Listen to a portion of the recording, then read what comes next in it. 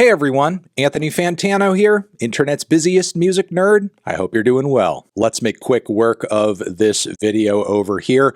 It's 2025, people, in case you haven't noticed. So far this year, we have a lot to look forward to. You know, like environmental collapse, total political and social anarchy. Anyways, there are a bunch of album releases slated this year. Some have been formally announced with dates. Others are expected, but very much coming. Then there are even more that, for the most part, we're all just kind of like holding out hope for. And I thought I would go over a lot of those releases in this video here and just let you guys know what I'm personally looking forward to in 2025. Did I say 2024 earlier? I don't think I did. Did I? If I did, that's cringe. It's 2025, people. All right, so here are albums I'm looking forward to this year. Let's go. 1, Joey Badass. Guy's coming through, talking a big game. So I imagine with all that rapping and all that talking about there being, you know, too much dick sucking of the West Coast and so on and so forth, that the guy must have some music coming, right? He's got to have some music coming. I mean, how is he going to bring attention back to the East Coast without some friggin' music? Come on, Joey. Let's get some music out here. Let's get some new music out here. Joseph, Sir Joseph Badass. I'm also very much looking forward to the new Dark Side album, the Nicholas Jar side project, which I believe is coming out on the 28th of February. It's titled Nothing, and there has been a few killer singles out from that record so far.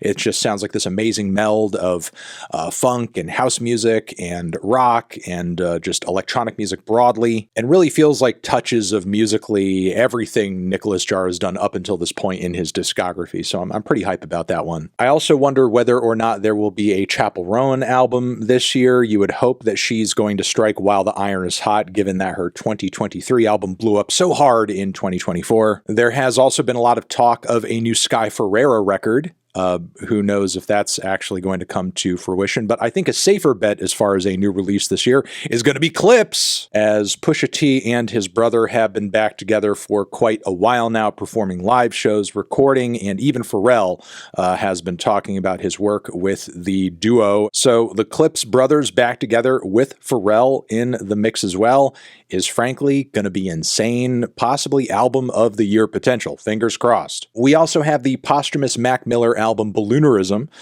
which is set to drop on the 17th, a few days forward from the shooting of this video. And given how solid his last posthumous record was, and given, you know, a lot of this record has been leaked for a while, and on top of that, it sort of seems like it's from the era of music where he was kind of, you know, making movies with the sound off and Good AM, which I think creatively is a pretty prime era for Mac. It should be a solid record for sure. Also looking forward to the FKA Twigs Eusexua album. As far as I'm concerned, she has been really winning with all of the singles on that record so far. Sounds like a really dark, mystical exploration of dance and groove, and I am very much hype about it. Are we going to see a Playboi Carti album this year? The goddamn music album he keeps teasing and never releasing. Also, will there be a Chance the Rapper album finally? Wasn't there supposed to be like a mixtape in 2024? What the hell happened with that? Chance the Rapper, you just can't pull the trigger anymore. It's sad. We also have a new Weeknd album dropping on the 24th, so we're eating this year pretty early when it comes to pop and R&B. Due also in part to the new SZA Deluxe album, but that's already out. For the art rockers and art punkers out there, Squid has an album dropping on the 7th of February, which has had some solid teasers for sure. Singer-songwriter Sharon Van Etten is also dropping on the 7th of February with a full band. Seems she is really leaning into her rock era on this record, and that should be an interesting transition. Lucy Dacus also announced some new stuff recently, which I'm pretty excited about, given that there was like an anticipation that after such a successful album run from Boy Genius that we were going to start seeing more Boy Genius solo material, and I do think Lucy is one of the more solid writers of the group, so very much looking forward to that. Japanese folk singer and songwriter Ichiko Alba is dropping a record this year, which should be absolutely stunning and gorgeous. We have a new Spelling album coming on the 28th of March, and our first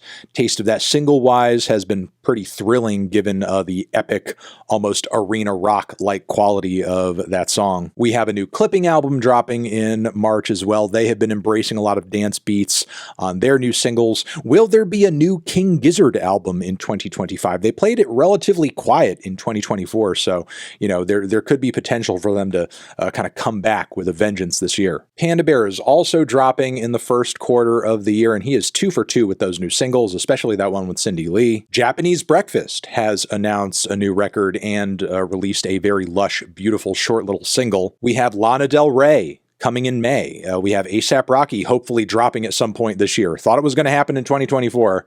He just keeps pushing this album back again and again and again. I don't know if we could wait another goddamn year for this Rocky album. We have new Kesha on the way, but we're not sure when. We have new Lady Gaga on the way with the release of a new single that I thought was just all right. We haven't had the album release date become solidified quite yet. Will there be Rihanna this year? Will there be Frank Ocean this year?